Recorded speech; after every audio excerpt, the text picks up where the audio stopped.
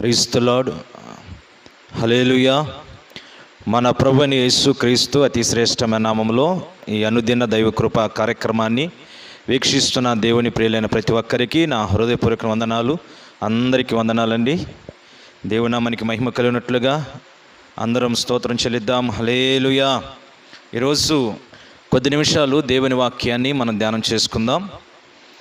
పరిశుద్ధ లేఖనము నుండి యెషయా గ్రంథం 51వ అధ్యాయము 2వ వచనాన్ని మనం చదువుకుందాం. మీ తండ్రి అయిన అబ్రహాము సంగతి ఆలోచించుడి, మిమ్మను కనిన శారాను ఆలోచించుడి. అతడు ఒంటరి అయి ఉండగా నేను అతన్ని పిలిచి తిని, అతన్ని ఆశీర్వదించి అతనిని పెక్కుమందగినట్లుగా చేసి తిని. Praise the Lord. హల్లెలూయా. ప్రభు చెబుతున్న మాట ఏమిటంటే, అబ్రహామును గురించి ఆలోచించుడి. ఈరోజు ప్రియ దేవుని బిడ్డలారా, మనము ప్రతిరోజు ఆలోచన చేస్తూనే ఉన్నాం. ఏ పని చేసినా ఆలోచన చేస్తూనే ఉన్నాం. ఈ భూమి మీద బ్రతకడానికి ప్రతి కార్యము ఆలోచన ద్వారా చేస్తూ ఈ భూలోక యాత్రలో మనం కొనసాగుతూ ఉన్నాం. భూమి మీద మంచిగా బ్రతకడానికి ప్రయత్నాలు చేస్తున్నాం. అయితే ఆత్మ సంబంధమైన బిడలమైన మన జీవితాల్లో కూడా మనము ఆలోచించవలసిన విషయాలు అనేకమైనవి ఉన్నాయి. ఆత్మీయంగా ఎదుగుతున్న బిడ్డ, పరలోక రాజ్యానికి సిద్ధపడుతున్న ప్రతి వ్యక్తి కూడా కొన్ని విషయాల్ని ఈరోజు ఆలోచించాలని ప్రభు కోరుకుంటూ ఉన్నారు. కనుక ఈరోజు ప్రభు మన ముందు పెడుతున్న వ్యక్తి అబ్రహాం. ఈ అబ్రహామును గురించి ప్రభు మనల్ని ఆలోచన చేయమని అడుగుతున్నాడు. అంటే అబ్రహామును గురించి తెలుసుకో, అబ్రహామును గురించి ఆలోచించే. ఆ అబ్రహామును గురించి మనం ఆలోచన చేసినప్పుడు అబ్రహాములో కనబడుతున్న ఆ అనుభవం ఏమిటంటే, అబ్రహాము ఒంటరి అయి ఉండగా దేవుడు అబ్రహాముని పిలిచి ఆశీర్వదించి పెక్కుమందుగా మారుస్తూ వచ్చాడు. అంటే అబ్రహాముని దేవుడు దీవిస్తూ వచ్చాడు. అబ్రహాముని దేవుడు విస్తరింపచేస్తూ వచ్చాడు. ఇంతగా అబ్రహాము దేవుని దీవెన పొందుకోవడానికి, దేవుని ఆశీర్వాదాన్ని అనుభవించడానికి అబ్రహాములో ఉన్న మంచి గుణం ఏమిటంటే, సమాధానాన్ని వెంబడించే గుణం ఉంది అబ్రహాంకి. Praise the Lord. హల్లెలూయా. అంటే సమాధానం కలిగిన వాడై జీవిస్తూ ఉన్నాడు. అబ్రహాం ఎప్పుడు సమాధానాన్ని వెంబడించిన వ్యక్తిగా కనబడుతున్నాడు. ప్రియ దేవుని బిడ్డలారా, సమాధానము అనేది ఆత్మఫలం, దేవుని యొక్క స్వభావం. ఈరోజు ఒక వ్యక్తి సమాధానాన్ని అనుభవిస్తున్నాను అని చెప్పినప్పుడు ఆ వ్యక్తి దేవుని ఆత్మ పొందుకున్నవాడై ఉండాలి. దేవుని ఆత్మ ద్వారానే ఆ వ్యక్తికి ఆ సమాధానం అనుగ్రహించబడుతుంది. గలతీ పత్రికలో రాయబడిన 5వ అధ్యాయం 22వ వచనంలో రాయబడిన విషయాలు మనం చూసినప్పుడు, ప్రేమ, సంతోషం, సమాధానం, దీర్ఘశాంతం, దయాళత్వం, మంచితనం, సాత్వికం, ఆశ నిగ్రహం, ఇవన్నీ కలిపితే ఆత్మఫలం. ఇప్పుడు సమాధానాన్ని నేను అనుభవిస్తున్నాను అని అన్నప్పుడు ఆ 9 ఆత్మఫలములో ఉన్న 9 గుణాలతో కూడా నువ్వు నింపబడిన వ్యక్తివై ఉండాలి. Praise the Lord. హల్లెలూయా. లేఖనములో హెబ్రీ పత్రిక 12:14 వచనాన్ని కూడా మనం చూసినప్పుడు అక్కడ రాయబడుతున్న మాట, అందరితో సమాధానమును పరిశుద్ధతను కలిగినటకు ప్రయత్నించుడి, పరిశుద్ధత లేకుండా ఎవడును ప్రభువును చూడడు. Praise the Lord. హల్లెలూయా. సమాధానం అనేది అందరితో ఉండాలి. సమాధానము అందరితో కలిగి ఉండాలి. ఈ రోజున సమాధానం లేకపోవడం ద్వారానే కుటుంబాలు విచ్ఛిన్నమైపోతున్నాయి, కుటుంబాలు విడిపోతున్నాయి, సహోదరుల మధ్యలో ప్రేమ కరువైపోతుంది, తల్లిదండ్రులకు బిడ్డలకు మధ్యలో ఎడబాటు ఎక్కువవుతుంది. సమాధానం లేకే దేశాలకు మధ్యలో శాంతి కోల్పోతూ ఉన్నారు. శత్రుత్వాలు పెరిగిపోతున్నాయి, ఉగ్రవాదం పెరిగిపోతుంది, కక్షలు, ఈర్ష్యలు, గ్రూపిజాలు ఇవన్నీ పెరిగిపోతున్నాయి. కారణం ఏమిటంటే సమాధానం లేకపోవడమే. ఈరోజు ఏ కుటుంబంలో సమాధానం ఉండదో, ఏ సమాజంలో సమాధానం ఉండదో, ఏ వ్యక్తిలో సమాధానం ఆ వ్యక్తి వెంబడించడో ఆ వ్యక్తి యొక్క జీవితం నరక కోపాలుగా ఉంటుంది. ఆ వ్యక్తికి నెమ్మది ఉండదు, సుఖం ఉండదు, శాంతి ఉండదు. ఆ వ్యక్తి బ్రతికినంత కాలం కూడా చచ్చి బ్రతికినట్లుగానే లెక్క. కనుక ఈరోజు నువ్వు బ్రతుకుతున్న ఈ బ్రతుకులో ఒకవేళ ఆత్మీయమైన బిడవై ఉండొచ్చు, పరిశుద్ధ లేఖనాలు చదువుతూ ఉండొచ్చు, ప్రార్థన చేస్తూ ఉండొచ్చు, కానుక అర్పిస్తూ ఉండొచ్చు, దేవుని మందిరానికి వెళుతూ ఉండొచ్చు. కానీ నీవు సమాధానాన్ని వెంబడిస్తున్నావా? అందరితో సమాధానం కలిగి ఉంటున్నావా? హెబ్రీ పత్రిక రాయబడిన మాటను మనం చదివినప్పుడు సమాధానమును పరిశుద్ధతను రెండును కలిగి ఉండమంటున్నాడు. కలిగి ఉండడానికి ప్రయత్నం చేయమంటున్నాడు. ప్రియ దేవుని బిడ్డలారా, సమాధానం ఒక వ్యక్తికి ఎప్పుడు అనుగ్రహించబడుతుందంటే పరిశుద్ధతలో అతను నిలిచినప్పుడు. పరిశుద్ధత ఒక వ్యక్తికి ఎలాగ అనుగ్రహించబడుతుంది? ఈ రోజున మన పుట్టుక నుంచే జన్మ పాపంతో ఉన్నాం. పుట్టిన దగ్గర నుంచి మనం చేస్తున్న అతిక్రమాల ద్వారా, దేవుని ఆజ్ఞలు అతిక్రమించడం ద్వారా క్రియల రూపంలో పాపం మనలోకి వచ్చేసింది. అంటే జన్మ కర్మ పాపాలతో వ్యక్తి నిలబడి ఉన్నాడు. కోటీశ్వరుడు కావచ్చు, ధనవంతుడు కావచ్చు, బాగా చదువుకున్నవాడు కావచ్చు, విద్యావేత్తలు కావచ్చు, ఆస్తులు సంపాదించి ఉండొచ్చు, భూలోకములు అన్ని విషయాలు ఆరితేరిన వ్యక్తి కావచ్చు. కానీ నీవు పరిశుద్ధతను సంపాదించుకున్నావా? ఈ రోజున సమాధానం నాకు కావాలి, సమాధానం నాకు కావాలని నువ్వు ఏ ప్రాంతాలకు పరిగెత్తినా సమాధానం నీకు రాదు. సమాధానం నీకు ఎక్కడ దొరుకుతుందంటే మొదట నీ హృదయము పరిశుద్ధతలోకి మార్చబడాలి. నిన్ను నువ్వు శుద్ధి చేసుకోవాలి, నీవు పరిశుద్ధపరచబడాలి. అప్పుడు సమాధానాన్ని దేవుడు నీకు అనుగ్రహిస్తాడు. కనుక ప్రియ దేవుని బిడ్డలారా, ఈ సమాధానం అనేది డబ్బుతో కొనుక్కుంటూ వచ్చేది కాదు, కొట్లో దొరికే సరుకు కూడా కాదు. ఈ రోజున ఈ సమాధానం నీకు దొరకాలంటే నీ మీద ఉన్న పాపము కడగబడాలి. ఈ రోజున మనుషుల వల్ల నీ మీద ఉన్న పాపాలు తొలగిపోతాయి అంటే తొలగిపో. టంకాయ నీళ్ళ వల్ల తొలగిపోతాయి అంటే తొలగిపో. వెలిగిస్తున్న అగరబత్తుల ద్వారా లేకపోతే క్యాండిల్స్ ద్వారా నీ పాపాలు తొలగిపో. నీ జుట్టంతా మొక్కించడం ద్వారా నీ పాపాలు తొలగిపోతాయి అంటే తొలగిపో. నీ మీద ఉన్న పాప దోషాలని తొలగిపోవాలంటే మనిషిలో ఉన్న ప్రాణ ఆత్మ శరీరముల్లో ఇమిడిపోయిన పాపం బయటికి తీయాలంటే కేవలం పాపము లేని వాని రక్తం చిందించడం వలనే అది సాధ్యం. ఈరోజు నీ భూలోకమంతను వెతికిన పాపము లేని వారు ఎవరు అని అంటే మనం ఆరాధిస్తున్న ప్రభువైన యేసుక్రీస్తు. ఆయన జన్మ కర్మ క్రియలో ఎక్కడ కూడా ఆయనలో పాపం లేదు. ఆయన పరిశుద్ధుడు, నిష్కల్మషుడు, దోషము లేనివాడు, పవిత్రుడు, పాపులలో చేరక ప్రత్యేకముగా జీవించిన వ్యక్తి మనం ఆరాధిస్తున్న ప్రభువైన యేసుక్రీస్తు. కనుక ఆయన ఒక్కని వలనే ఒక మనిషిలో ఉన్న పాపం బయటికి పోతుంది. ఆ వ్యక్తిని సంపూర్ణంగా పరిశుద్ధపరచగలిగిన వ్యక్తి ప్రభువైన యేసుక్రీస్తు మాత్రమే. ఈ రోజున నువ్వు ఎక్కడ పుట్టినా, ఏ దేశంలో నిలిచినా, ఎవరివైనా నీ మీదున్న పాపము తొడవబడినంత కాలం నీవు అసమాధానంలోనే ఉన్నావు. సమాధానమనే ఆశీర్వాదం అనుభవించలేకపోతున్నావు. సమాధానమనే స్వభావాన్ని నువ్వు ధరించుకోలేకపోతున్నావు. కనుక ప్రియ దేవుని బిడ్డలారా, ఈ వాక్యం వింటుండగా సమాధానం నువ్వు కోరుకుంటే మొదట నువ్వు చేయవలసిన పని ఏమిటంటే నీవు మారు మనసు పొందాలి. నువ్వు గడిచిన కాలంలో చేసిన తప్పులని ప్రభు దగ్గర ఒప్పుకొని ఇకెన్నడూ ఈ అతిక్రమాలు చేయని ప్రభువా, నన్ను పరిశుద్ధపరచు, నేను పరిశుద్ధనిగా నా కుటుంబంలో, నా సమాజంలో, నా సంఘములో నేను బ్రతుకుతున్న ప్రతి చోట నేను పరిశుద్ధనిగా జీవించాలి. నీ వలన మాత్రమే నేను ఈ పరిశుద్ధతను సంతరించుకుంటాను ప్రభువా. మీ రక్తముతో కడిగిన దోషాలను అయ్యా మీరు క్షమించి నాకు విమోచన కలుగొచ్చేయండి అని ప్రభు దగ్గరకు వచ్చి అడిగితే ప్రభు ఆయన రక్తములో నీ దోషములన్నీ కడుగు వేస్తాడు. అప్పుడు నీవు ఒక క్రొత్త జీవితాన్ని చేయడానికి పాప క్షమాపణ నిమిత్తమై ముంచుడు బాప్తిస్వం, తండ్రి కుమార పరిశుద్ధాత్మ నామములో నీవు బాప్తిస్వం పొందాలి. ఎప్పుడైతే బాప్తిస్వం పొందుతావో అప్పటి వరకు నేను వెంబడించిన పాత జీవితం, పాత అలవాట్లు, పాపాలకు అతిక్రమాలు కలుగుతున్న శిక్ష తీర్పుల నుంచి నువ్వు తప్పించబడతావు, విమోచింపబడతావు. ఆ తర్వాత నీవు దేవుని సన్నిధిలో దేవుని బిడగా కొనసాగడానికి అడుగులు వేస్తావు. ఎప్పుడైతే నువ్వు కడగబడతావో, పరిశుద్ధులకు అడుగు పెడతావో అప్పుడు పరిశుద్ధాత్మ దేవుడు నిన్ను బలపరుస్తాడు. పరిశుద్ధాత్మ దేవుడు ఎప్పుడైతే నేను బలపరచడం ప్రారంభిస్తాడో అప్పుడు నీలోకి ఈ ఆత్మఫలమైన సమాధానం అనేది నీ హృదయంలోకి వస్తుంది. ప్రైజ్ ది లార్డ్, హల్లెలూయా. ఈ నువ్వు కడగబడకుండా, బాప్తిస్వం పొందకుండా, దేవుని బిడ్డగా మార్చబడకుండా సమాధానం కావాలని నువ్వు ఎక్కడ ఎదికినా సమాధానం అనుభవించలేవు. కనుక మొదటి పనులు చేయవలసింది ఏమిటంటే నీ కుటుంబంలో ఉన్న గొడవలు పోవాలన్నా, కక్షలు పోవాలన్నా, శాపం కొట్టివేయబడాలన్నా మొదట నువ్వు కడగబడి దేవుని బిడ్డగా మార్చబడి పరిశుద్ధతలోకి రావాలి. అప్పుడు సమాధానం నీ జీవితం నిలబడి చేయడం ప్రారంభిస్తుంది. ఈ సమాధానం అనేది ఆత్మఫలములలో ఒకటి. ఆత్మఫలంలో 9 అనుభవాలు ఉన్నాయి. ప్రేమ, సంతోషం, సమాధానం, మంచితనం, దీర్ఘశాంతం, దయాళత్వం, విశ్వాసం, ఆశ నిగ్రహం, ఇవన్నీ కూడా కలిపితేనే ఆత్మఫలం. కనుక ప్రియ దేవుని బిడ్డలారా, ఈరోజు సమాధానం జీవించాలంటే మిగిలిన ఈ అనుభవాలన్నిటిలో కూడా నువ్వు జీవించాలి. ఇవన్నీ కూడా పరిశుద్ధాత్మ దేవుడు నీకు అనుగ్రహిస్తాడు. కనుక ప్రియ దేవుని బిడ్డలారా, ఈరోజు ప్రభు సన్నిధిలో సమాధానాన్ని నువ్వు కోరుకున్నప్పుడే దేవుని ముఖాన్ని కూడా చూడగలుగుతాం. ఎవరైతే సమాధానాన్ని కోరుకుంటారో, సమాధానాన్ని వెంబడిస్తారో వారు దేవునికి కుమారులై ఉంటారు. ప్రైజ్ ది లార్డ్, హల్లెలూయా. లోక మనుషులు కాదండి, స్వయాన దేవాది దేవునికే కుమారులుగా ఉంటారు. ఇప్పుడు ఆ దేవునికి కుమారులైతే సర్వ సృష్టిల ఆశీర్వాదాలన్నీ ఆ కుమారులకే కదా ప్రభుంచింది.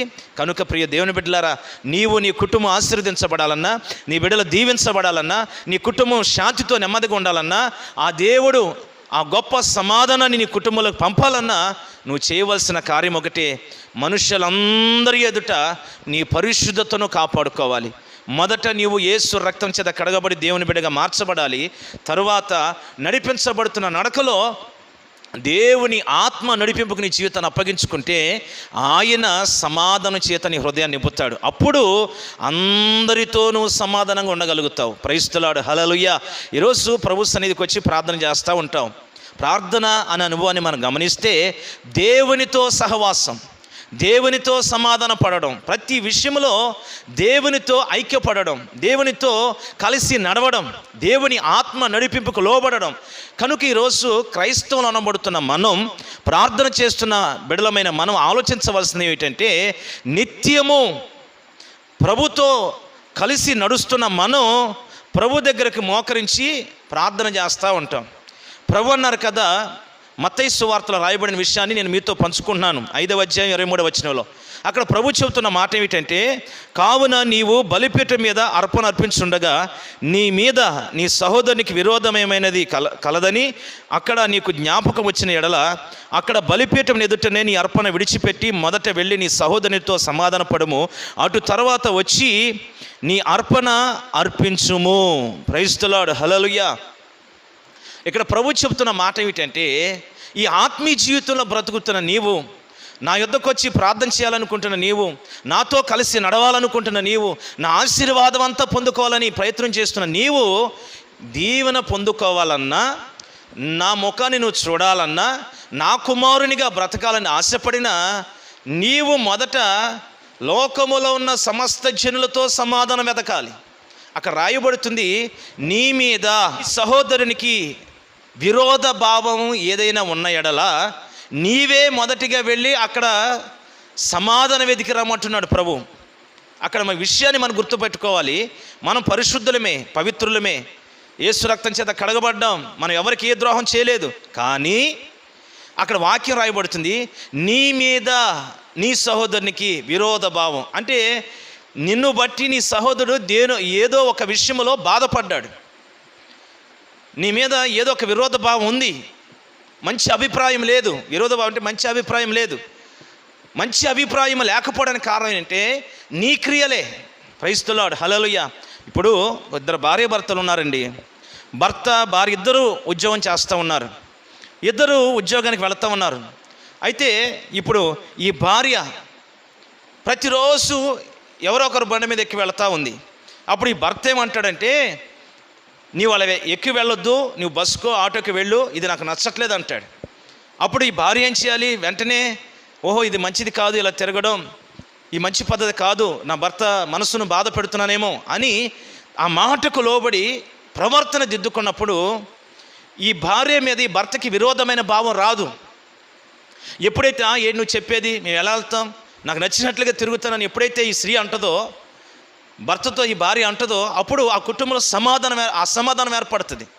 గొడవలు ప్రారంభమవుతాయి, కక్షలు ప్రారంభమవుతాయి, గ్రూపిజాలు ప్రారంభమవుతాయి, కుటుంబం అల్లకల్లోలం అయిపోతుంది. ఈ రోజున ప్రియ దేవుని బిడ్డలారా, ఒక వ్యక్తికి నీ మీద విరోధభావం ఏర్పడుతుందంటే, నీ సహోదరునికి విరోధభావం ఏర్పడుతుందంటే, నీ తల్లిదండ్రులకి నీ మీద విరోధభావం ఏర్పడుతుందంటే, నీ రక్త సంబంధులకి నీ మీద విరోధభావం ఏర్పడుతుందంటే, మనం అక్కడ గమనించవలసింది ఏమిటంటే, మన ప్రవర్తనలో ఏదో రాంగ్ ఉంది. మన ప్రవర్తన వలన వారి మనసులను బాధ పెడుతున్నాం. ఒక అన్నదమ్ములు నలుగురు ఒక చోట జీవిస్తున్నప్పుడు, ఒక కుటుంబంగా ఉమ్మడి కుటుంబంగా ఉంటున్నప్పుడు వాళ్ళతో కలిసి జీవించాలి. అంటే వాళ్ళ మనోభావాలకు తగినట్లుగా, వాళ్ళ మనస్తత్వాలకు తగినట్లుగా అణిగి మణిగి దీనత్వం కలిగి జీవించాలి. ప్రైజ్ ది లార్డ్, హల్లెలూయా.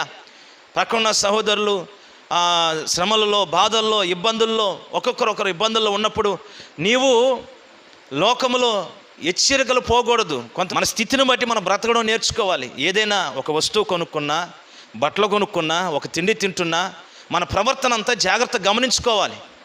ఈ స్థితికి తగినట్లుగా నేను చేస్తున్నానా లేదా, ఇప్పుడు నాకు ఈ వస్తువు అవసరమా లేదా గమనించుకోవాలి. అంటే 10 మందిలో బ్రతుకుతున్నప్పుడు, ఈ సమాజంలో బ్రతుకుతున్నప్పుడు ఈ వస్తువు నీకు అవసరమైతే కొనుక్కో, తప్పులేదు. ప్రైజ్ ది లార్డ్, హల్లెలూయా. ఆ వస్తువు నీకు అవసరమైతే కొనుక్కో. పులిని చూసి నక్క వాతలు పెట్టుకున్నట్లుగా వాతలు పెట్టుకోకూడదండి.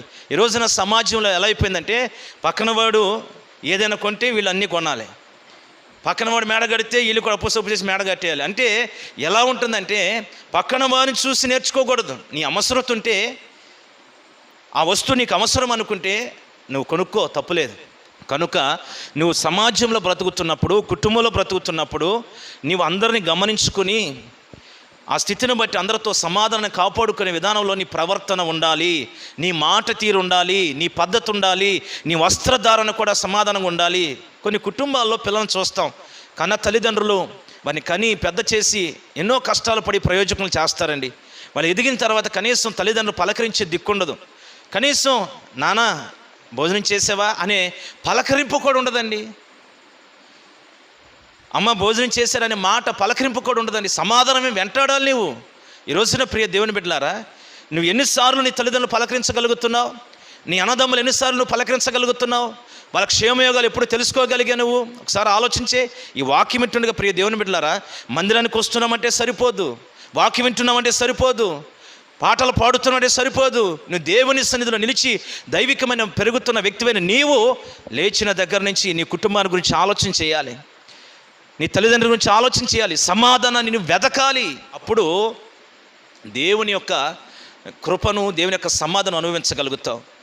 ఎప్పుడైతే నువ్వు వెతకడం ప్రారంభిస్తావు, నీ ప్రవర్తన అందరికీ యోగ్యముగా మార్చబడుతుంది, అందరికీ సంతోషాన్ని నింపుద్ది. ఆత్మ ఫలముతో నింపబడిన నీవు, సమాధానంతో నింపబడిన నీవు దాన్ని అనేకులు ఎదుట వ్యక్తపరచాలి. ఆ ప్రేమ పలకరింపులతో సమాధాన క్రియలు వ్యక్తపరచాలి. ఈ రోజున ఆ ప్రవర్తన లేనప్పుడు వారి మనసులో నీ గురించి బాధపడతారు. కన్నాను కొడుకుని, కానీ వాడి కనీసం పలకరించట్లేదు. ఈరోజు భార్య పిల్లలు ఎక్కువైపోయారు, కనీసం ఒక మాట పలకరించలేకపోతున్నాడు. మేమేం తిన్నామో కనీసం అడగను కూడా అడగట్లేదు. ఈరోజు అంత స్వార్థపూరితమైన ఆలోచనలు వచ్చేసాయి అని వాళ్ళు బాధపడతారు. ఇప్పుడు నీ మీద వాళ్ళకి విరోధ భావం వచ్చింది, అన్నదమ్ములకు విరోధ భావం వస్తుంది, నీ ప్రవర్తన వల్ల సమాజం వారికి విరోధ భావం వస్తుంది. నీ విచ్చలవిడితనం వల్ల, నీ పాపం వల్ల, అపవిత్రమైన కార్యాల వలన నీ సమాజంలో అనేకులు నిన్ను చూసి బాధపడుతున్నారు. నువ్వు ఒక్కడవే చెడిపోవడం కాదు, చెడిపోయిన నిన్ను బట్టి మిగతా కుటుంబాల్లో ఉన్న వ్యక్తులు కూడా చెడిపోవడానికి అవకాశాలు ఉన్నాయి. ఒక తాగుబోతు ఒక ఏరియాలో ఉంటే మిగతా వాళ్ళందరూ డిస్టర్బెన్స్ అవుతారు. ఒక వ్యభిచారి ఒక ఏరియాలో ఉంటే మిగతా వారందరూ కూడా డిస్టర్బెన్స్ అవుతారు. ఒక అక్రమార్కుడు, ఒక దొంగ ఒక ఏరియాలో ఉంటే ఆ ఏరియా అంత నెమ్మదిగా ఉండలేదు. కనుక ఈరోజు అపవిత్రమైన కార్యాలలో నువ్వు ఉన్నంత కాలం నీ సమాజంలో ఉన్నవారికి కానీ, ఇంటిలో ఉన్నవారికి కానీ, నీ భర్తకు కానీ, భార్యకు కానీ ఎవరికి సమాధానం ఉండదు. కనుక ప్రియ దేవుని బిడ్డలారా, ప్రభు సన్నిధిలో జీవిస్తుండగా బలిపీఠం దగ్గరికి వచ్చి బలర్పించేటప్పుడు, దేవుని ఆశీర్వాదం కోరుకున్నప్పుడు, దేవునితో సమాధానం కోరుకున్నప్పుడు, దేవుని దీవెనలు కోరుకున్నప్పుడు నువ్వు ప్రభు సన్నిధిలో సమాధానాన్ని వెతికే ముందు అందరితో సమాధానం వెతకాలి, అందరితో పరిశుద్ధత కలిగి ఉండాలి. ప్రైజ్ ది లార్డ్, హల్లెలూయా. రోమపత్రిక 12:18 రాయబడుతుంది, మీ మట్టుకైతే మీరు సాధ్యమైనంత వరకు ప్రతి మనిషితో సమాధానముగా ఉండుడి. ప్రైజ్ ది లార్డ్, హల్లెలూయా. మనకి చాలా తెలివితేటలు ఎక్కువ. కొన్నిసార్లు మనం అంటాం, నేను బాగానున్నాను, నా మనసాక్షి బాగానుందండి, నేను ఎప్పుడు వాళ్ళు బాగుండాలని కోరుకుంటానండి, కానీ వాళ్ళు ఎప్పుడు నేను నాశనం అయిపోవాలని కోరుకుంటానండి. వాళ్ళ మనసు బుద్ధి మంచిది కాదండి, అసలు వాళ్ళు మంచోళ్ళు కాదండి, నేను మంచిదాన్ని. ప్రభు అంటారు, వాళ్ళ బుద్ధి మంచిది కాదో నీకు అనవసరం, వాళ్ళు ఎలాంటి వారైన సంగతి పక్కన పెట్టు. నువ్వు నేర్చుకోవాల్సింది ఏమిటంటే, నీ మట్టుకు నీవైతే సాధ్యమైనంత వరకు, ప్రైజ్ ది లార్డ్, హల్లెలూయా, అవకాశం ఉన్నంత వరకు, అవకాశం లేకపోతే చేసేది ఏం లేదనుకోండి, అవకాశం ఉన్నంత వరకు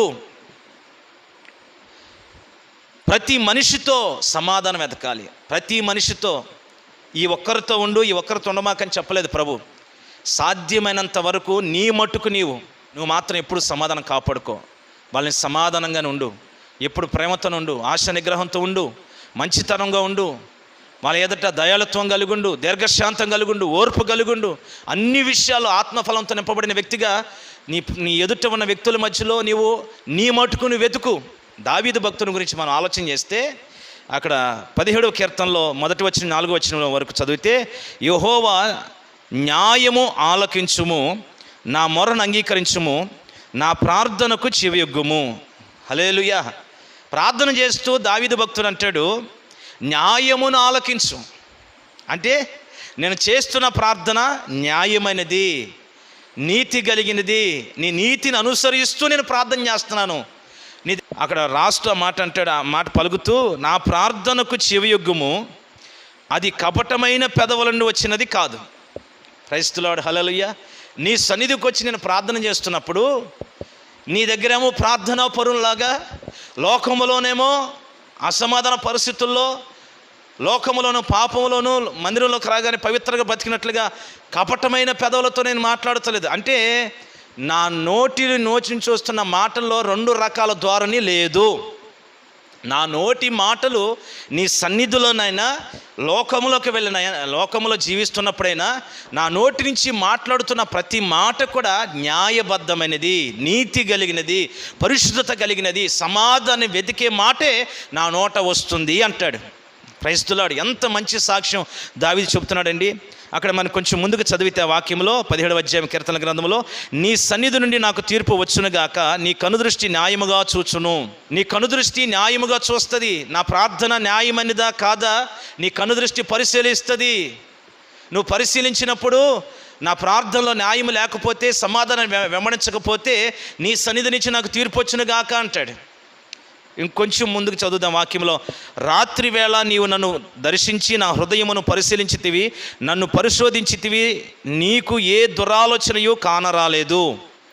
ప్రతిరోజు మనం ఆరాధిస్తున్న దేవుడు మన హృదయాన్ని పరిశీలిస్తూ ఉంటాడంటండి. దావీదు భక్తునికి ఉన్న ఆలోచన మీరు గమనిస్తే, నేను పగలంతా కూడా న్యాయబద్ధమైన జీవితం చేస్తున్నాను, సమాధానం వెంబడిస్తున్నాను, నేను రాత్రి జామున పడుకుంటున్నాను, ప్రభు వచ్చి నా హృదయాన్ని పరిశీలిస్తున్నాడు. అంటే నీ హృదయంలో సమాధానం ఉందా లేదా, న్యాయముగా జీవించావా లేదా, ఆయన ఆజ్ఞల ప్రకారం జీవించావా లేదా, నీ హృదయంలో కక్ష, ఈర్ష, ద్వేషం, అసమాధాన పరిస్థితులు ఉన్నాయా, ప్రభు నేను పరిశీలిస్తున్నాడు. ఎందుకు పరిశీలిస్తున్నాడంటే, ప్రభు నేను ఆశీర్వదించేవాడై ఉన్నాడు. ఈ రోజంతా ప్రయాసపడడానికి, ప్రతిఫలం ఇవ్వడానికి, నిన్ను దీవించడానికి నీ పడక దగ్గరికి వస్తున్నాడు. ఆయన దీవించే ముందు నీ న్యాయానికి తగిన ప్రతిఫలం, నీ క్రియలకు తగిన ప్రతిఫలం, నీ భక్తికి తగిన ప్రతిఫలం, ఆశీర్వాదం ప్రభు ఇవ్వడానికి చూసినప్పుడు నీ దేహంలో యోగ్యముగా ఉన్నావా, అయోగ్యంగా ఉన్నావా, న్యాయబద్ధమైన జీవితం ఉందా, సమాధానం కలిగిన జీవితం ఉందా, అసమాధానంతో ఉన్నావా, ప్రభు పరిశీలిస్తాడు. అసమాధానముతో ఉంటే ఆశీర్వాదాన్ని కోల్పోతావు. ఆయన పరిశీలించి న్యాయం తీరుస్తాడంట. నువ్వు మంచివే చేస్తా ఉంటే నువ్వు అంతా మంచే నీకు కలుగుతుంది. ఎప్పుడైతే నువ్వు న్యాయానికి విరోధమైన కార్యాలు చేస్తావో అప్పుడు నీకు అంతా కీడే కలుగుతుంది. ప్రభువు ఆ రాత్రి వేళ దావీదు హృదయాన్ని దేవుడు పరిశీలిస్తూ వచ్చాడంట. అక్కడ దావీదు ఇంకా కొంచెం ఆ మాటలు మనం చదివితే దావీదు అంటాడు, నన్ను పరిశోధించితివి, నీకు ఏ దురాలోచనయు కానరాలేదు. Praise the Lord. హల్లెలూయా. నువ్వు నన్ను పరిశీలించినప్పుడు నా హృదయములో ఏ దురాలోచన లేదు, ఎదటి వాళ్ళ గురించి ఏ కక్ష, ఈర్ష్య, ద్వేషం, అసమాధాన పరిస్థితులు లేవు. అందరితో నేను సమాధానమే కోరుకుంటున్నాను. నా మీద ఉన్న రాజైన సౌలుతో సమాధానమే కోరుకున్నాను, అతని బిడ్డతో సమాధానమే కోరుకున్నాను, నా చేతికి ఉన్న పనివారితో సమాధానమే కోరుకున్నాను, షీమి కూడా దుమ్మెత్తి పోసిన అతనితో సమాధానమే కోరుకున్నాను, నా పిల్లలతో సమాధానమే కోరుకున్నాను, నా రాజ్యములో నిత్యము సమాధానమే నేను కోరుకున్నాను. నీ మాటలకు విధేయునిగా నడుచుకున్నాను. నా హృదయంలో ఎవరి మీద ఏ దురాలోచన లేదు, కపటమైనది కాదు నా ప్రార్థన. Praise the Lord. హల్లెలూయా. ప్రియ దేవుని బిడ్డలారా, ఈ రోజున నీ మట్టుకు నీవు దావీదు వలె నీ ఎదుటిన వ్యక్తులు కక్షలతో, ఈర్ష్యలతో, ద్వేషాలతో, పగలతో నీ మీదకి రగిలినా నీవు మాత్రం సమాధానము చేతనే నువ్వు జీవించాలి. సమాధానాన్ని వెతకాలంతే. దావీదు అలా వెతికాడు. వెతకపోతే ఏం జరుగుతుంది? దేవుడు వచ్చి పరిశీలిస్తాడు, తీర్పు తీరుస్తాడు.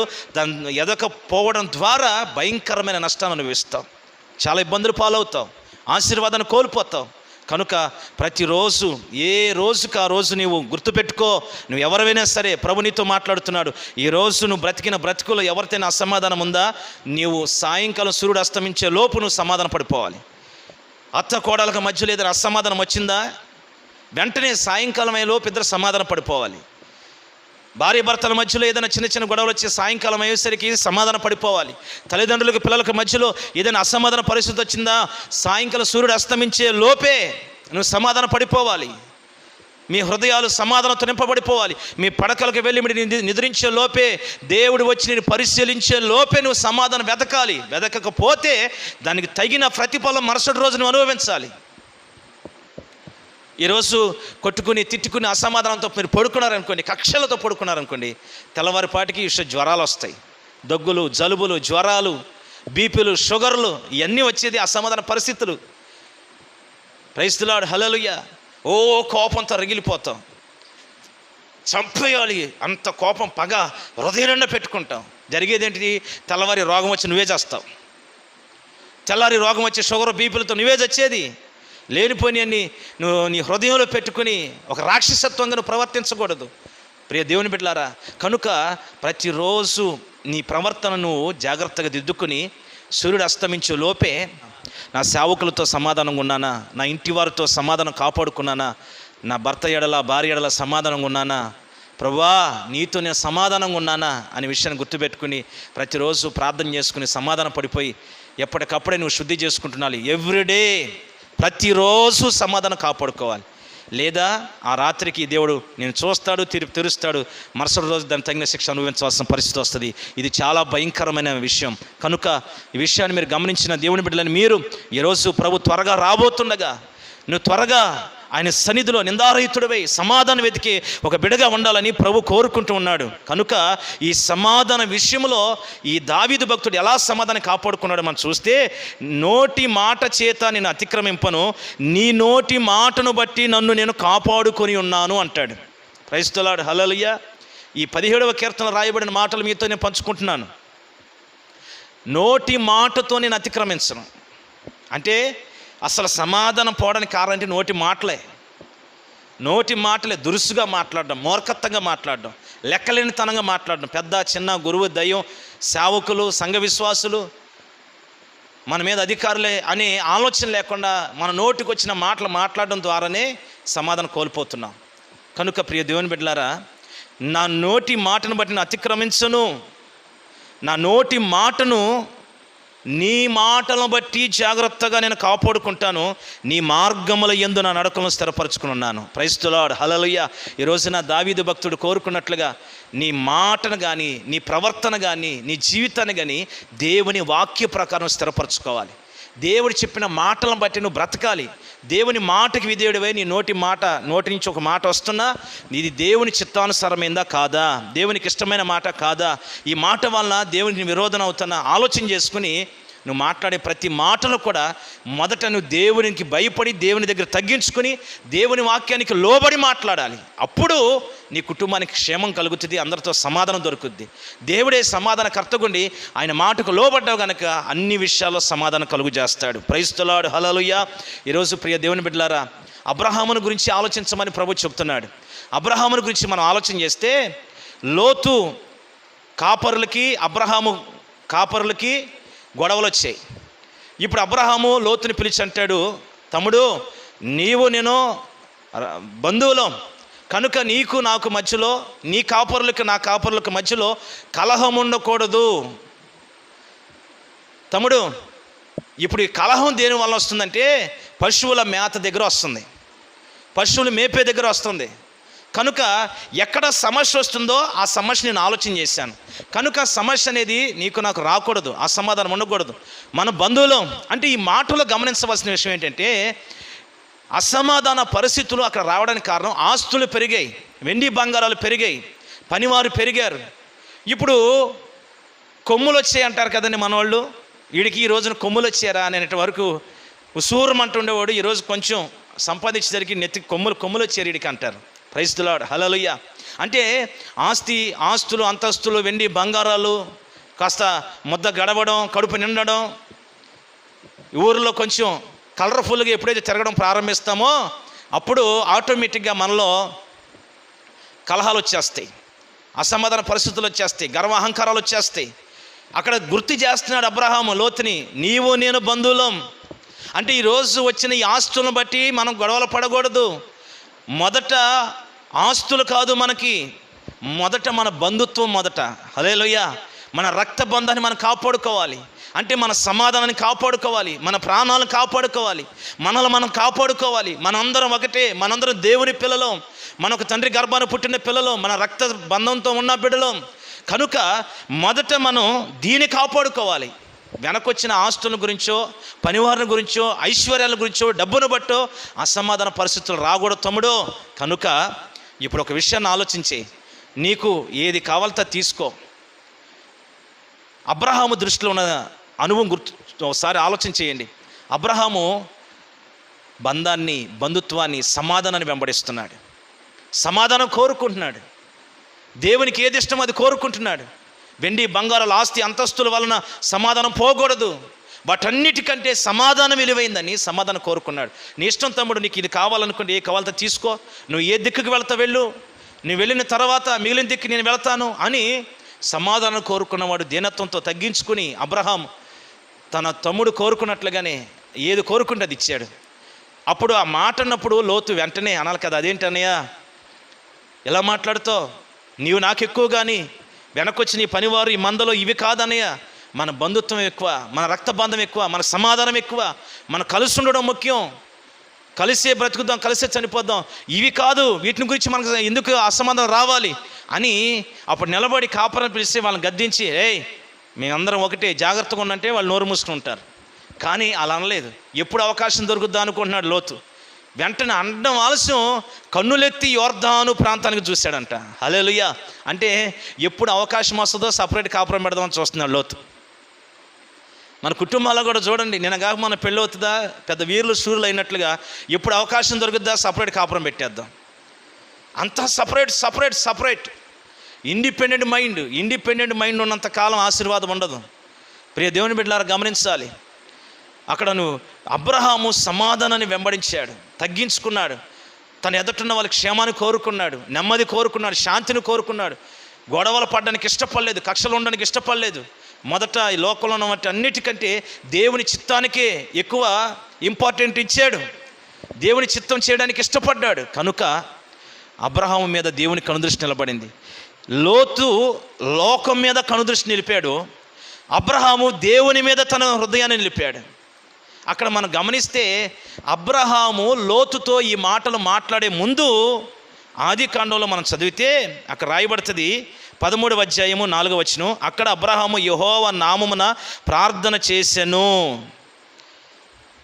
అబ్రహాము ప్రార్థనకు మోకరించినప్పుడు అబ్రహాము గుర్తుకొచ్చింది ఏమిటంటే, లోతు కాపరులు నా కాపరులు గొడవలు పడుతున్నారు, మాలో అసమాధాన పరిస్థితులు ఉన్నాయి అనేది అబ్రహాము ప్రార్థన చేస్తున్నప్పుడు గుర్తుకొచ్చింది. వెంటనే అబ్రహాము లేచి లోతుని పిలిచి మాటలన్నీ మాట్లాడాడు. మనకు అసమాధానం కూడా, తమ్ముడు నీకు ఏది కావాలో తీసుకో, సమాధాన పడి బలిపీఠం కట్టాడు.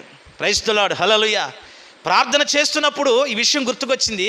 వెంటనే లేచాడు, అర్పణ అక్కడ విడిచిపెట్టాడు, తమ్ముడితో సమాధాన పడ్డాడు, తమ్ముడిని క్షేమంగా విడిచిపెట్టి తనకు కలుగుతున్న అసమాధానాన్ని విడిచిపెట్టేశాడు. అంటే తమ్ముడు వలన, తమ్ముడు పనివారి వలన, వారి వలన వస్తున్న అసమాధాన పరిస్థితులు ఉన్నాయే వాటన్నిటిని జయించాడు, వాటన్నిటిని విడిచిపెట్టాడు.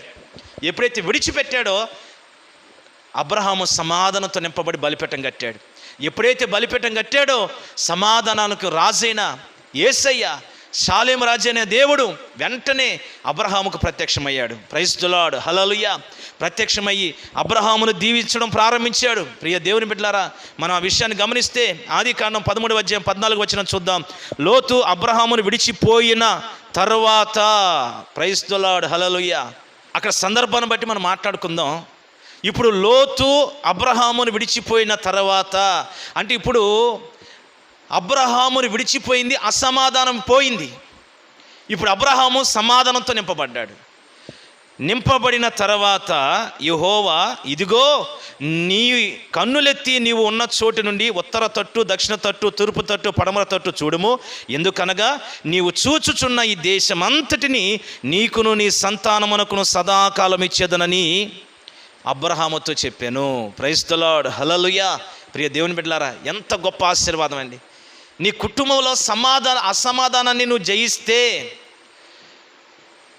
నీ వ్యక్తిగతమైన జీవితంలో అసమాధానం అనేది నేను విడిచి దూరంగా వెళ్ళిపోతే, సమాధానం ఏలుబడి చేయడం ప్రారంభిస్తే, షాలేము రాజు అక్కడ ఉంటాడు, సమాధానకర్త అక్కడ ఉంటాడు. ఆయన వచ్చి అబ్రహాముతో చెప్తున్నాడు, నువ్వు కనులెత్తు చూడు. ఇక్కడ మనం రెండు విషయాలు గమనించాలి. అసమాధానమేమో లోకం వైపు కనులెత్తి చూసి లోకాశలు కోరుకుని, వెండి బంగారాలు కోరుకుని వెళ్ళిపోయింది, లోతు వెళ్ళిపోయాడు. కానీ సమాధానం కలిగిన వ్యక్తి ఏమో దేవుని వెతకడం ప్రారంభించాడు, దేవునితో సమాధానం వెతకడం ప్రారంభించాడు, దేవుని నీతిని వెతకడం ప్రారంభించాడు. ఎప్పుడైతే దేవుని నీతిని వెతుకుతున్నాడో దేవుడు అంటాడు, నువ్వు కనులెత్తి చూడు. దేవుడు చెప్తున్నాడు. అంటే దేవుడు చెప్పేంత వరకు అబ్రహాము కనులెత్తి ఆస్తులు, వెండి బంగారాల వైపు కానీ లోకం వైపు కానీ చూడలేదండి. దేవుడు చూసి అంటాడు, నువ్వు కనులెత్తి చూడు, ఒకసారి చూడు, నేను చెప్తున్నాను చూడు. నలుదిక్కుల్లో ఏ దిక్కుకి వెళ్తావో, ఏ దిక్కుకి ఎంత దూరం నడుస్తున్నాడు, నువ్వు నడిచిన భూమి అంతా నీకు ఇస్తాను. నీకు నీ సంతానానికి నువ్వు నిలబడిన ఈ దేశం అంతటిని కూడా సదాకాలం ఇస్తాను. ఆమేన్. ప్రైజ్ ది లార్డ్, హల్లెలూయా. ప్రియ దేవుని బిడ్డలారా, ఈ వాక్యం వింటుండగా నువ్వు నిలబడిన దేశములో, నీ పట్టణములో, నీ గ్రామములో, నువ్వు నివసిస్తున్న ప్రాంతములో సకల ఆశీర్వాదాలు అనుభవించి ఒక అబ్రహాము వలె నువ్వు ఉండాలనుకుంటే తప్పకుండా నీ కనులు లోకం వైపు కానీ, ఆస్తి అంతస్తుల వైపు కానీ, సుఖభోగాల వైపు కానీ, పాపం వైపు కానీ ఉండకూడదు. నిత్యము నువ్వు సమాధానం వెతికే బిడగా నిన్ను పరిశుద్ధపరుచుకొని, కడిగి శుద్ధి చేసుకొని దేవుని బిడగా చేర్చబడు. పరిశుద్ధాత్మ నడిపేందుకు అప్పగించుకో, దేవుని మీద ఆధారపడు. సఖ్యమనంత వరకు, నీళ్ళు ఓపుకున్నంత వరకు సమాధానం వెంబడించు. ప్రతిరోజు సమాధానాన్ని కోరుకో దావీదు వల్లే. అప్పుడు నా దేవుడు సమాధానకర్తగా నీకు తోడై ఉంటాడు, ఉండి నీ హృదయానికి గొప్ప నెమ్మదిస్తాడు, నీకు కావలసిన సకలం ఇస్తాడు. నువ్వు నిలబడిన భూమి అంతటి నీకు సొత్తుగా మారుస్తాడు. నీకు మాత్రమే కాదు, నీకు నీ సంతానానికి సదాకాలం. ప్రైజ్ ది లార్డ్, హల్లెలూయా. సమాధానాన్ని వెంబడించు వారు గొప్ప దీవెనలు పొందుతారు, సదాకాలం దీవించబడతారు. ఈ భూలోకంలో మాత్రమే కాదు, పరలోక రాజ్యమైన సమాధానం కలిగిన పట్టణమైన ఆ నిత్య యెరూషలేం, సియోన్, నూతన భూమి, నూతన ఆకాశంలో కూడా వాళ్ళు అడుగు పెట్టగలుగుతారు. కనుక నిత్య ఆశీర్వాదాలతో దేవుడు సమాధానాన్ని వెంబడించే కుటుంబాలను దేవుడు నింపబోతున్నాడు. హల్లెలూయా. ఎప్పుడో తెలుసా, లోతు అనే అసమాధానం నేను విడిచిపోవాలి, దాని కొరకు నువ్వు ప్రయాసపడాలి. నువ్వు సమాధానంతో అసమాధానం జయించాలి. ప్రియ దేవుని బిడ్డలారా, నోవాహును కూడా మీరు చూడండి. నోవాహు కూడా తన 3 బిడ్డలతో, కోడలతో వాడ కట్టాడు. అందరూ ఒక వాడలో జీవించారు. మరి జీవించినంత కాలం గొప్ప సమాధానంతో జీవించారని, ఎక్కడ గొడవలు కానీ కలహాలు, ఒకే మాట, ఒకే ఆలోచన, ఒకటే ప్రేమ, దైవికమైన అనుభవం, దేవుని చిత్తమే చేశారు వాళ్ళు. ఆ వాడలో ఎక్కిన తర్వాత జలప్రళయం వచ్చింది. జలప్రళయం నుంచి వాళ్ళు తప్పించబడిన తర్వాత మీరు చూస్తే అసమాధానాన్ని కలుగు చేసి వాళ్ళని కలవరపెట్టిన గుంపులు ఉన్నారే, వారందరూ జలప్రళయంలో కొట్టిపోయిన తర్వాత వీళ్ళ వాడ భూమి మీద నిలబడింది. భూమి మీద ఎప్పుడైతే ఈ వాడ పర్వతం మీద నిలబడిందో, వాళ్ళు కిందకి దిగారో, దిగిన తర్వాత వాళ్ళు పంటలు పండించారు, భూమిని స్వదరించుకున్నారు. 3 కొడుకులు చక్కటి ఇల్లు కట్టుకున్నారు. వారి సంతానం భూమి మీద విస్తరింపబడిందని లేఖనం రాయబడింది. ప్రైజ్ ది లార్డ్, హల్లెలూయా. ఆదికాండం 9వ అధ్యాయం 18, 19 వచనాలు చూస్తే, వాడలో నుండి వచ్చిన నోవాహు కుమారులు షేము, హాము, యాపెతు వారు. హాము కానానుకు తండ్రి. ఈ 3 నోవాహు కుమారులు. వారి సంతానము భూమి అందంతటా వ్యాపించెను. ప్రైజ్ ది లార్డ్, హల్లెలూయా. ఈరోజు నీవు, నీ కుటుంబం, నీ సంతానం భూమి అంతా స్వతంత్రించుకోవాలంటే, సకల ఆశీర్వాదాలు అనుభవించాలంటే, మంచి పంటలు అనుభవించాలంటే, నోవాహు కుటుంబం వల్లే, అబ్రహాము కుటుంబం వల్లే, దావీదు కుటుంబం వల్లే సమాధానాన్ని వెంబడించాలి. ఎవ్రీడే సమాధానం కోరుకోవాలి. ప్రియ దేవుని బిడ్డలారా, ఈ సమాధానం దేవుని యొద్ద నుంచి వస్తున్న ఆత్మఫలం. ఈ ఆత్మఫలము కలిగి దేవుని హృదయాన్ని దోచుకొని ప్రార్థన చేస్తున్నప్పుడు, దేవుని దగ్గరికి వెళుతున్నప్పుడు, ఆశీర్వాదం కోరుకున్నప్పుడల్లా దావీదు వల్లే, అబ్రహాం వల్లే, నోవాహు వల్లే నువ్వు సమాధానాన్ని కోరుకుని ఎప్పుడైతే ఉంటావో, అప్పుడు నా దేవుడు, ఒక టైం వస్తుంది, అసమాధానం జయించిన నీ జీవితంలో దావీదు రాజ్యాన్ని స్థిరపరిచిన దేవుడు, అబ్రహాము కుటుంబాన్ని సంతానం స్థిరపరిచిన దేవుడు, నోవా కుటుంబాన్ని స్థిరపరిచి ఆశీర్వదించిన దేవుడు, భూమంతటిని స్వతంత్రించుకునే కృపనిచ్చిన దేవుడు నీకు నీ బిడ్డలు కట్టి కృపను అనుగ్రహించి ఆశీర్వదిస్తాడు. ఆమేన్. నా దేవుడు సమాధానము చేత నీ నింపునుగాక, దేవుని ఆత్మ ఫలము చేత నీ హృదయాలు నింపునుగాక, మీరు మీ బిడ్డలు బహుగా దీవించబడుదురుగాక. తలల వంచండి, ప్రార్థన చేసుకుందాం. ప్రేమగల తండ్రి, ప్రభువా నీకు స్తోత్రం నాయనా. విన్న వాక్యాన్ని బట్టి ప్రార్థన చేస్తున్నాను. సమాధానం అనేది మాకు ఎంత గొప్ప ఆశీర్వాదం తీసుకుని వస్తుందో ఈరోజు వాక్యము ద్వారా మేము వింటూ వచ్చాం. కార్యక్రమాన్ని వీక్షిస్తున్న ప్రతి బిడ్డ కూడా తలల వంచి ప్రార్థన చేసుకుంటుండగా ప్రతి ఒక్కరిలోని అసమాధానం ఈరోజు తొలగించండి. ప్రవర్తన దిద్దుకుని ఎవరికి విరోధంగా నడవకుండా సమాధానం కలిగి జీవించడానికి కృప అనుగ్రహించమని ప్రార్థన చేస్తున్నాను. ఈ మాటల ద్వారా నీ బిడ్డలందరినీ పేరు పేరున దీవించి ఆశీర్వదించు. నిత్యము సమాధానం ఎదికే బిడ్డలుగా ఉండాలి. కుటుంబంలో భార్యాభర్తల మధ్యలో, పిల్లల మధ్యలో, రక్త సంబంధుల మధ్యలో, సమాజం మధ్యలో, సేవకుల మధ్యలో గొప్ప సమాధానం స్థిరపరచబడును గాక. తండ్రి నీకు స్తోత్రాలు. నీ సమాధానము చేత మా కలుగుతున్న సకల ఆశీర్వాదాలు మీరు మాకు అనుగ్రహించి భూమంతటిని స్వాతంత్రించుకునే కృప దయచేయమని ప్రార్థిస్తున్నాను. ఆరోగ్యము, నెమ్మది, క్షేమము, సంతోష సమాధానం చేత ప్రతి ఒక్కరిని ఆశీర్వదించి మహిమ, ఘనత, ప్రభావాలు మీరు పొందుకొనమని యేసు పరిశుద్ధ నామములో ప్రార్థన చేసి స్తుతించి వేడుచున్నాము తండ్రి. ఆమేన్, ఆమేన్. Praise the Lord. హల్లెలూయా. అందరికీ నా హృదయపూర్వక వందనాలు.